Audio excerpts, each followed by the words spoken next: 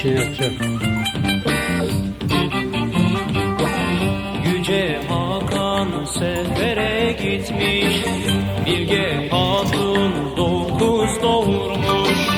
9 oğlan 5 yaşına gelmiş, 9'u birden kılıç kuşanmış.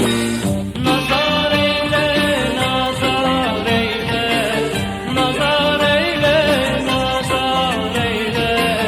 Gel yanıma pazar eyle, gel yanıma pazar eyle.